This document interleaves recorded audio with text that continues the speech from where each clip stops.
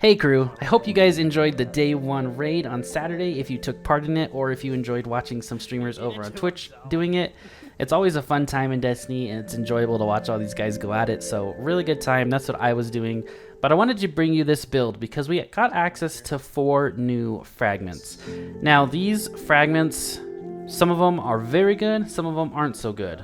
But out of the 4, we chose to take advantage of 2 of them because I knew these 2 fragments would literally send the hunter into the god tier status. Like, I'm talking, there is no other better Void 3.0 build than this build I'm showing you right now on the hunter.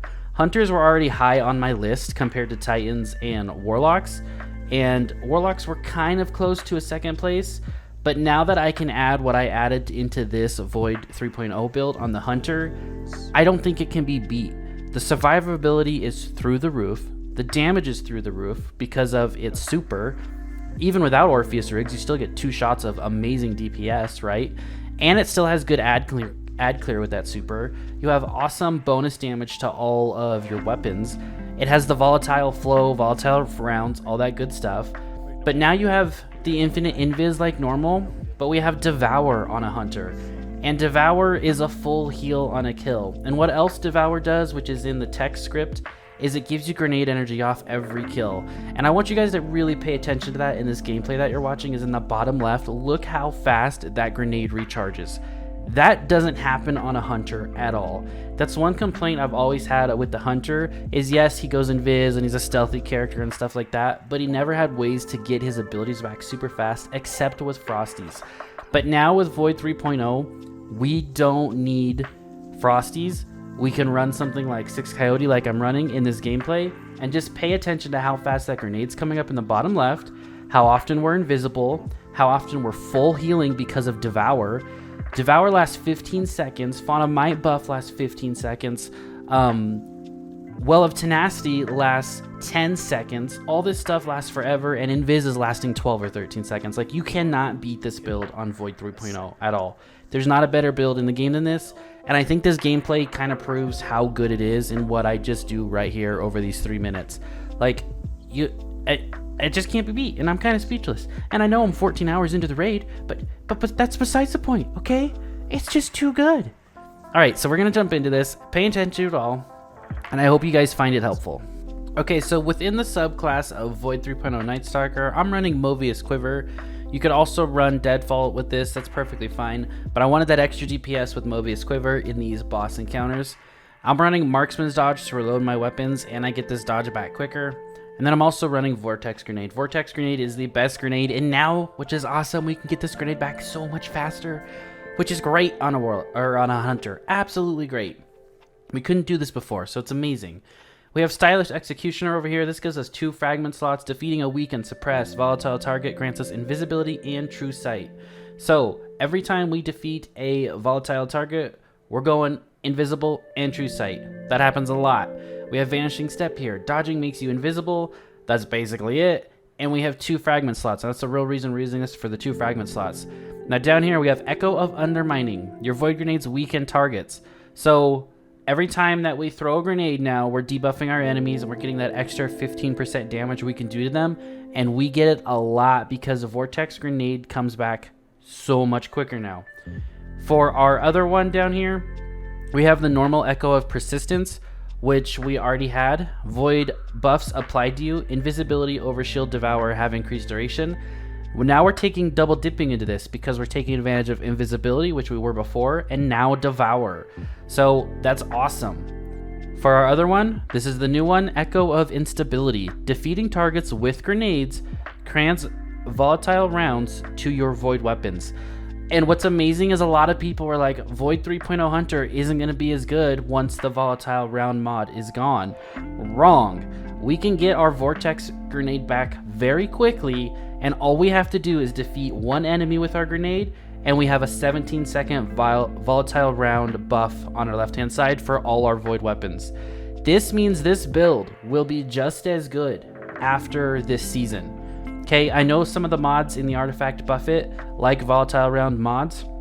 No, we don't need it. It will be just as good. Just have to play a little bit smarter. You're gonna have to get that grenade and use it. But we have Echo of Starvation here. Picking up an Orb of Power grants Devour. Very important here. Okay, the keywords for Devour. Feast on the energy of your defeated foes. Final blows restore you to full health. Grants grenade energy and extends Devour. Alright, so now we know that we have Devour, unlimited health, and it grants grenade energy. So how are we going to take advantage of this the most? Obviously, Void Weapon for Volatile, because that's what grants your weapons volatile rounds from defeating something with a grenade. So you want the best Void Weapon that you have access to. Funnel Web is awesome. Substance Frenzy is my role. I use this throughout the entire raid, basically. Amazing. You can also sub in other stuff here. Ruinous Effigy would be amazing with this, but I'm not going to go into that right now. I did a build on this. If you want to see it, go check it out on Ruinous Effigy. It's great. But for our mods over here, so weapons aren't as important. You just need a good Void Weapon. On our helmet, this is super important here. This is Harmonic Siphon. Rapid weapon final blows with the damage matching your subclass type creates an Orb of Power. So now we don't have to worry about like supers creating our Orb of Power or our teammates doing it. We just need rapid final blows with a Void Weapon. So 2 kills in a row with a Void Weapon is going to spawn this Orb of Power that grants us Devour. And we didn't even need a well to proc our volatile rounds because we got a kill with a grenade and a double kill there. So it's very, very simple. Now on our gauntlets here, we have Reaping Wellmaker. After activating your class ability, your next weapon final blow spawns a Void Elemental Well. So we're still going into that. On our chest piece, we have Well of Tenacity here. This is our 50% damage reduction when we pick up a Void Well, which we're picking up after we dodge. And then on top of that, we have Elemental Time Dilation. That way, our Font of Might that we have on our helmet lasts up to about 15 seconds. And our Well of Tenacity, our damage reduction on our chest piece, lasts for 10 seconds. And then on our class item, which is absolutely awesome here, we have Volatile Flow. Picking up a Void Elemental Well grants you Void Weapons of Volatile rounds. This technically isn't even needed anymore. You could sub this out if you wanted to, but we're just double dipping into it to make sure we always have Volatile Flow. We have Overload Grenades, because in this encounter, we needed Overload, and I was like, man, they're just making it too easy on us. And then in our last spot, this is awesome, Devouring Depths. We already know how good the tether shot is and how much damage it does, and it does a lot. Like 200k, 250k, it's literally matching a Thunder Crash with Falling Star, right, on the arc tree. So it's doing as much as that with Orpheus Rig, but we only have our 2 shots, but what we have now is Devour.